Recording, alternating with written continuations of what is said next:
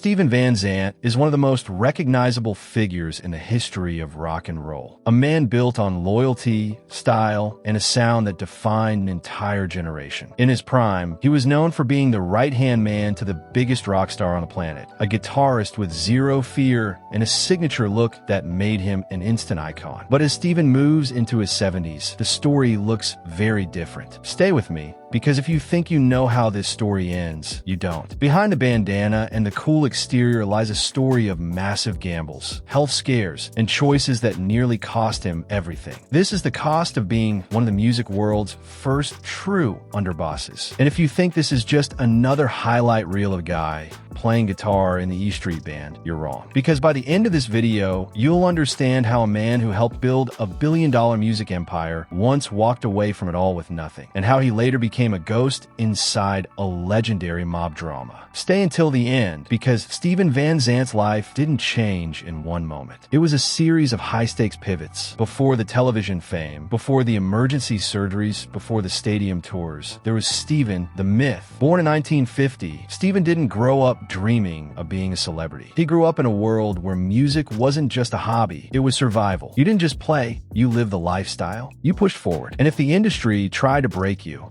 you pretended it didn't. That mindset followed him everywhere. From the clubs of the Jersey Shore to the global stage. Steven was a standout orchestrator. Strong, relentless, and brutal in his work ethic. He didn't just learn how to play chords. He learned how to arrange a masterpiece. That would become both his greatest strength and his slowest poison.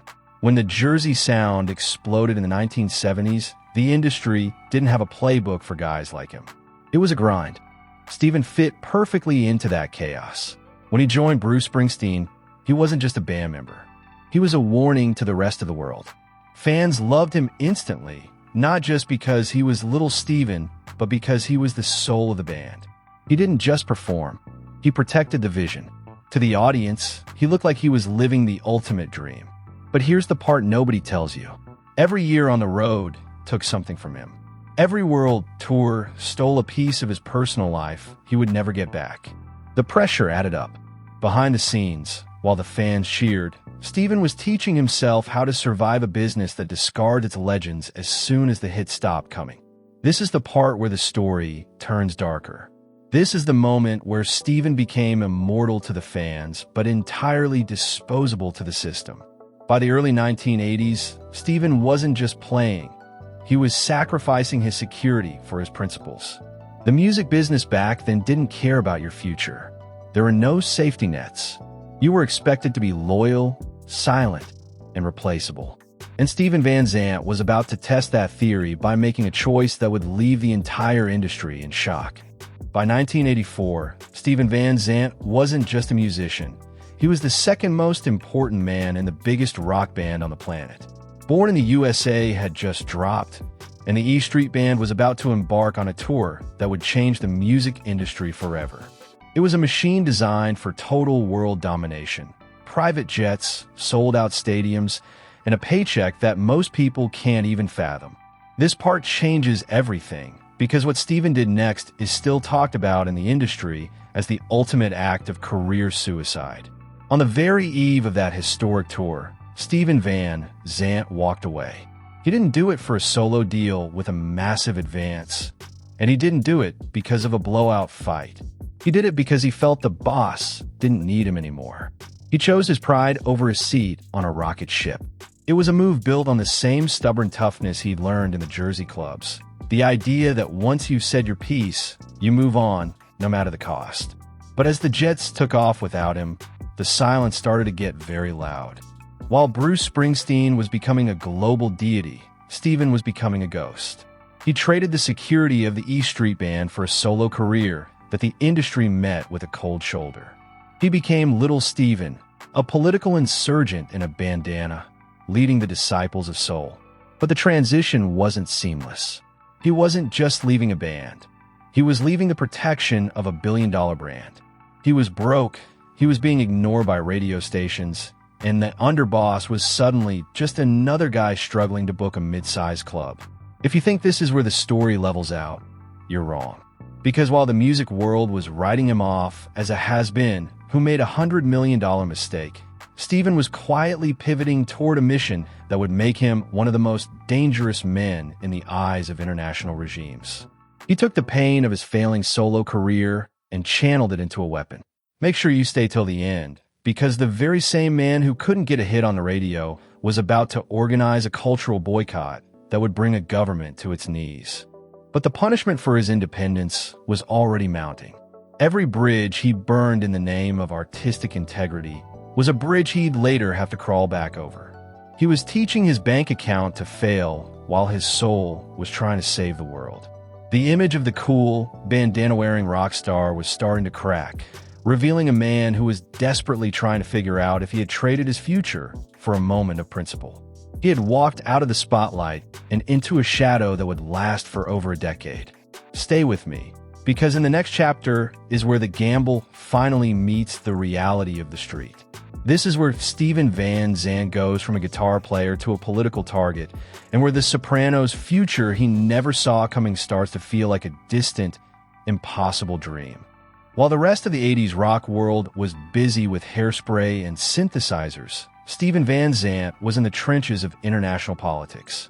He had discovered a resort in South Africa called Sun City, a place where wealthy Westerners vacationed while the black majority suffered under the brutal system of apartheid. He didn't just write a protest song. He declared war on a regime. He organized Artists United Against Apartheid, bringing together everyone from Bob Dylan to Run DMC to Joey Ramone. The song was Sun City, and it was a direct attack on the South African government and the artists who played there. It was a massive risk. He was being followed, his phones were tapped, and he was being called a troublemaker by the very industry that used to worship him. This part is about to shock you. He wasn't just a guitar player anymore. He was a political target. He was traveling to dangerous regions, meeting with revolutionaries, and putting his life on the line for a cause that didn't pay a dime. He had become a man of conviction, but conviction doesn't pay the rent. Make sure you pay attention, because while Steven was fighting for global justice, his bank account was hitting zero. He had traded the most lucrative gig in music history for a mission that made him a pariah in the mainstream. He was a hero to the oppressed, but a ghost to the promoters. The industry moves fast, and by the late 80s, the world had started to forget that Steven Van Zandt was even a musician. He was the guy who quit Bruce, the guy with the bandana who talked about politics, the guy who was difficult to work with. He had become an international symbol of resistance. But at home, he was a man without a country and without a career. He was living on the edge of irrelevance, watching the 90s roll in with a sense that his time had passed. The underboss was now an outsider, surviving on a reputation that was fading with every passing year. The next chapter is where the rock star disappears and the consigliere is born. This is where Steven Van Zandt faces a choice that would either make him a laughingstock or a television legend. By the late 90s, Steven Van Zandt was a man drifting in the wind. The music industry had moved on to grunge and boy bands, leaving the Jersey sound in the rearview mirror. He was running a small radio show, struggling to keep the lights on, and living off the fumes of his past life. This is where the story takes a turn so bizarre it sounds like a movie script. Steven wasn't looking for a second act. He was just looking for a way to stay relevant. That's when the phone rang, and the voice on the other end wasn't a record executive. It was a TV producer named David Chase. Chase had been watching a broadcast of the Rock and Roll Hall of Fame and saw Steven inducting a band. He didn't see a guitar player. He saw a face that belonged in a different world. He saw the consigliere. Chase offered Steven an audition for the lead role in a new HBO show called The Sopranos. This part is about to change the whole trajectory. Steven, who had never acted a day in his life and didn't even have a headshot, walked into the room and turned down the lead.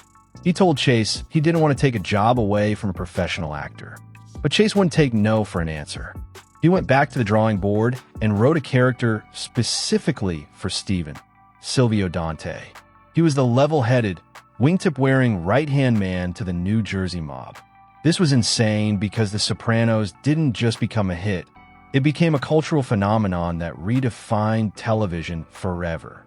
Steven Van Zandt went from being a has-been musician to one of the most recognizable faces in the world. He was the underboss again, but this time, he wasn't standing in Bruce's shadow.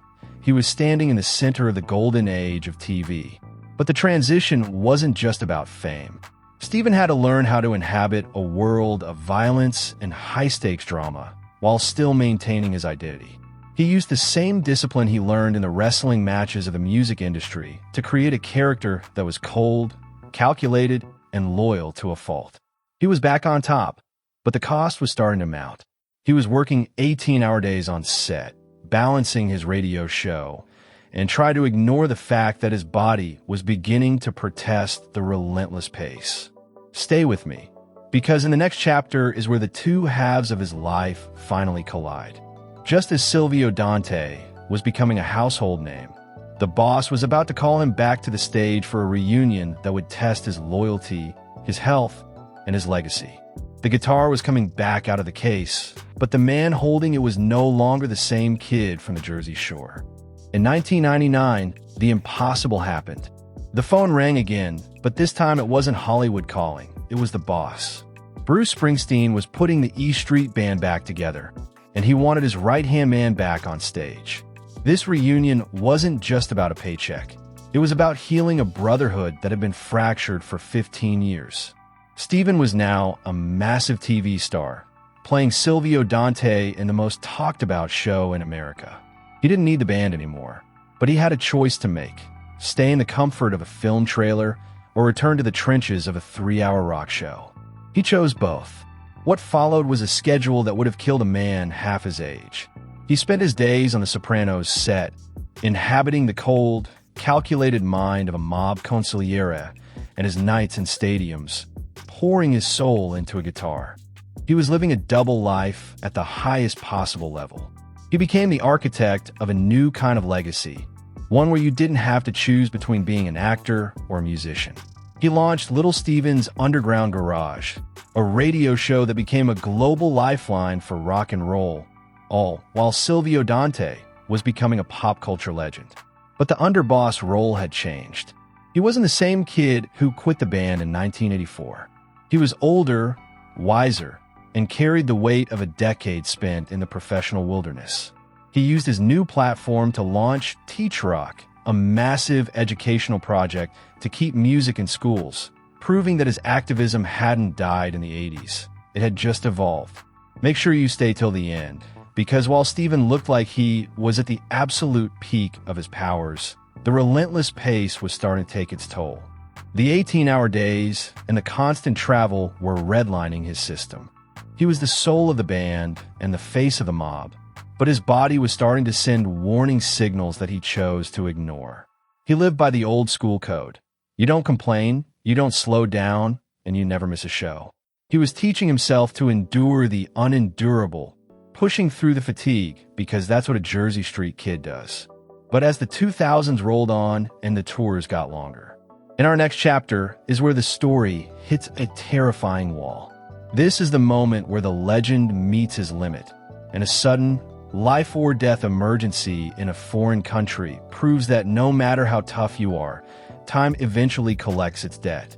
The lights were about to go out in a way Steven never saw coming. Fast forward to June 2025. Steven Van Zandt is 74 years old, an age where most legends are long retired, sitting in a rocking chair on a porch in Jersey. But Steven isn't most legends. He's in the middle of a grueling world tour with Bruce Springsteen, playing 3-hour sets to 70,000 people a night. The most terrifying moment of his life didn't happen under the stage lights. It happened in the cold silence of a hotel room in San Sebastian, Spain. Steven woke up with a sharp, localized pain in his abdomen. Like the tough guy characters he played on screen, he tried to ignore it. He thought it was just the road catching up to him. He tried to push through, but by morning, the pain was no longer a suggestion. It was an ultimatum. He was rushed to a Spanish hospital where doctors delivered a grim diagnosis: acute appendicitis. His appendix was on the verge of rupturing, a condition that could turn fatal in a matter of hours if the infection hit his bloodstream. This is where things take a drastic change. The indestructible Silvio Dante was suddenly on an operating table in a foreign country, facing the one thing he couldn't out-hustle: his own mortality. The surgery was a success, but the recovery was the real battle. For the first time in decades, the E Street Band had to go on without him. Fans arrived at stadiums to see an empty spot on the stage where the man in the bandana usually stood. What happened next is the ultimate testament to the Jersey grit that built his career. Most 74-year-olds would have taken months to recover from major abdominal surgery. Steven Van Zandt took less than 2 weeks. Despite the doctor's warnings and the physical trauma of the operation, he flew to Milan, Italy, determined to finish what he started. When he walked onto the stage at San Siro Stadium, he looked thinner, his movements a bit more deliberate, but when he hit the opening chords, the roar of the crowd was deafening. He had faced the Sopranos, ending in real life, and decided he wasn't ready to fade to black. Today, in 2026, Steven remains a living bridge between the raw beginnings of rock and roll and the high-tech future of entertainment. He isn't just a survivor of the industry. He's a survivor of his own relentless ambition. His legacy isn't just the music or the acting. It's the fact that he never let the world define what he was allowed to be. He was the kid who fixed Born to Run, the man who fought apartheid, the consigliere of the mob, and finally, the man who stared down death in a Spanish hospital and walked back to the microphone. As Steven Van Zandt continues to tour the world, he proves every night that as long as the music is playing, the story is far from over.